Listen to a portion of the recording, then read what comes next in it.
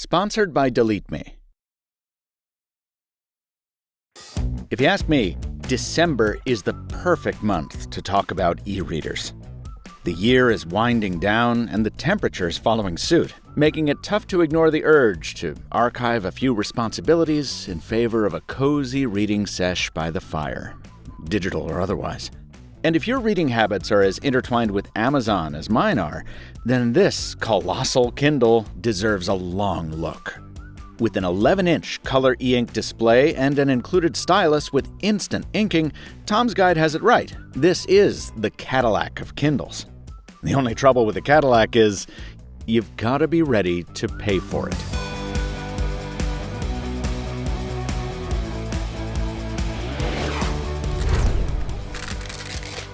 My review sample from Amazon is the drab gray version with no accompanying case. And that might make it easy to dismiss this hardware as low effort or forgettable, but flashback to my original Kindle Scribe review from 2022. That Kindle was a real monster, with a big asymmetric bezel flanking a display that was limited to 10.2 grayscale inches.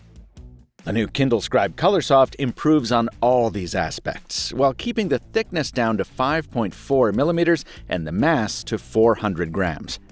It's still a titanic tablet, sure, but everything's more proportional now. And good news, with the power key near the upper right corner, the Scribe continues to avoid the absurd bottom-mounted missteps of the conventional Kindles. Press that button and you're greeted by a new home screen layout that I find pretty sensible.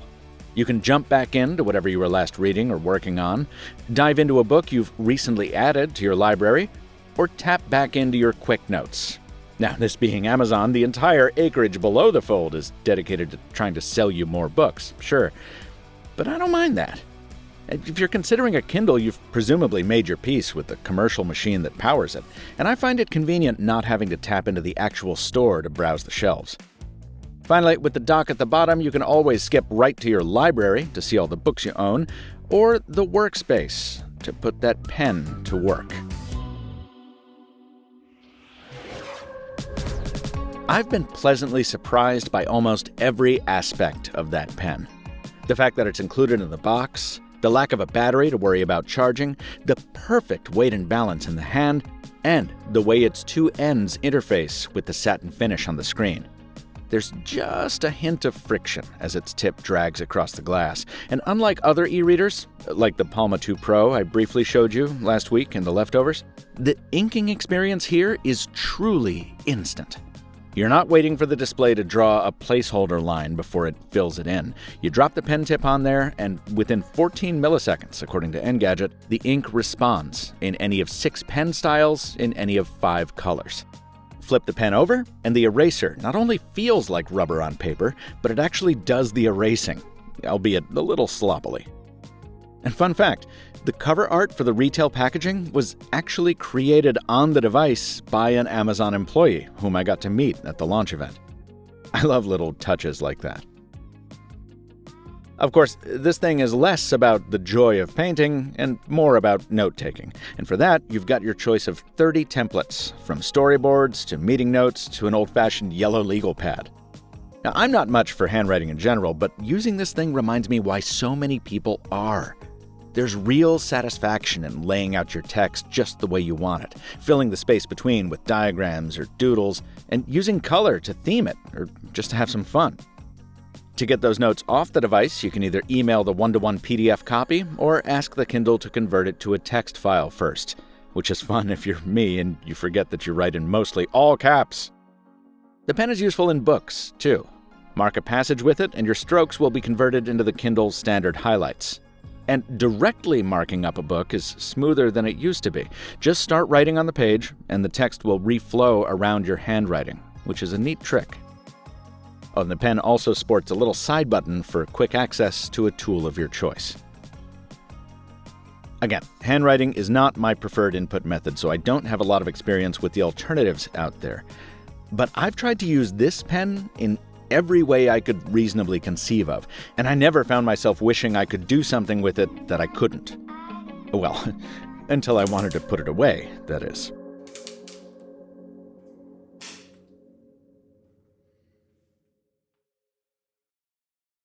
Not so fun fact. It's entirely legal for data brokers to collect information about you so they can sell it to anyone with a credit card. We're talking personally identifiable information like your address, phone number, and names of your relatives. And the more of your info gets out there, the more vulnerable you become to scams, harassment, and identity theft. Fortunately, you can do something about it. Today's video is sponsored by DeleteMe, a hands-free subscription service I've been using for years to purge my information from people's search sites. In September alone, it scrubbed me from 75 databases. Removing that info reduces the risk of your data getting into the wrong hands, and DeleteMe does all this work with no outsourcing, so your data stays safe. Find out why Wirecutter named it the #1 data removal service, and why it's trusted by everyone from judges to journalists. You'll get 20% off DeleteMe consumer plans when you go to joindeleteme.com/MrMobile and use promo code MrMobile, or scan the QR code here.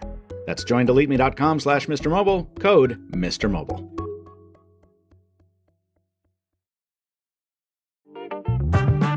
Yeah, that magnet may be stronger than on prior scribes, but I don't think I'll ever be convinced that this is a good way to anchor a pen to a device. It always comes off in my bag, and a few times it's threatened to do so while I'm carrying it under my arm. For a device that's named after the pen, I think buyers deserve a more reliable mounting solution that doesn't require the purchase of a case that can run an additional $90 to $140. Yeesh. Moving on. Every product these days, apparently, needs an AI angle, and not even the quiet intentionality of the e-reader segment is immune. I actually like some of this, though. There's a refine writing tool that converts your chicken scratch into something more readable, and the search function is pretty cool, too.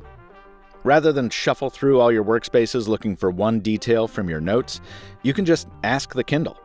It's not as consistent as I'd like. It is AI, after all.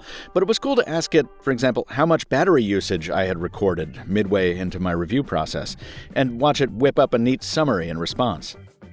Also, I'm actually excited for a feature that hasn't dropped yet called Story So Far, which is supposed to give you a summary of everything that's happened in a book up to the point you've read. I sometimes juggle multiple books or take long breaks between reading sessions, so this could really help me remember details and characters I've forgotten, if it works well. But even without any of the AI stuff, this is a top-notch e-reader. All the customary formatting options are here, right down to dual column view if you want to make the most of that 11-inch diagonal. Fair warning, though, there's no landscape mode for the home screen, so you'll have to switch orientations more often than you should. It feels kind of lazy for a company of Amazon's scale not to build this in. Anyway, you can connect Google Drive or OneDrive if you want to access documents stored in the cloud, or email a PDF directly to the Kindle. I did this with the script to the last play I ever performed in. And if I were still in my theater era, I think I'd love to mark up my scripts this way. And whatever you're looking at on this panel, this e-ink is the best I've seen. I already called out its responsiveness, and the color and crispness also stands out, from conventional to comic books, with a front light you never need in the daylight, but which packs all the brightness and warmth, or lack thereof, you need. I'm ending on the e-ink because it's really the point of the whole thing. At $629, the Kindle Scribe Colorsoft is actually more expensive than an iPad Air, and much more expensive than a base model iPad. But I need to point out that that comparison is, well, apples to Amazon's. The whole point of the Kindle is that it's not a do-it-all device. It's purpose-built to be the best possible tool for voracious readers, and now writers. And a massive part of that is this special display. Readable under any and all lighting conditions, less draining on the eyes than an OLED, and so power efficient that even under the heaviest possible use of a reviewer trying to kill it, I've only managed to drain it by about 10% every day. No fully featured tablet can deliver that combination of specific performance and endurance. Now, it's not like the Kindle exists in a vacuum. There are Kobos and Bookses and Nooks and Remarkables, many of which are cheaper or more versatile, or both. But again, if you're considering a Kindle, you're already invested in the Amazon ecosystem. And if you don't need a pen, then you've got Kindle options that are much cheaper. So the Scribe Colorsoft is a recommend from me, with two important footnotes about its price. First, there's no IP rating, so you'll want to keep it dry and dust-free, which you shouldn't have to worry about in something this expensive. And second, if I'm paying more than $600, I want a more ambitious design. Big ol' rectangle might be the most sensible place to settle for e-readers, sure, but Amazon is always talking about the importance of emotion and soul to the reading experience, and it's right. And if you take a look at what's happening in mobile hardware, there's an opportunity here to use today's technology to make a Kindle that better approximates the thing it's aping, a real book. You know what I'm saying. Put a hinge on it and stick 2 screens or a folding e-paper panel in there. And personally, I'll gladly pay a premium for something that doesn't just read like a book, but feels like one, and stows away like one, too. And I don't think it's an outlandish idea. Panos Panay, Amazon's head of devices and services, built something just like that in his previous role at Microsoft. It was called the Surface Duo. You can go watch my video on it. And I genuinely think a Kindle version would fly off the shelves. In the interim, again, the Scribe Colorsoft is a recommend. But before buying it at full price, maybe see if someone gets it for you as a gift, or wait for it to go on sale. This review was produced following 5 days with a Kindle Colorsoft Scribe provided by Amazon, but manufacturers never have editorial input into MrMobile's reviews of their products, nor do they get any kind of copy approval or early preview. Amazon is seeing this for the first time right alongside you.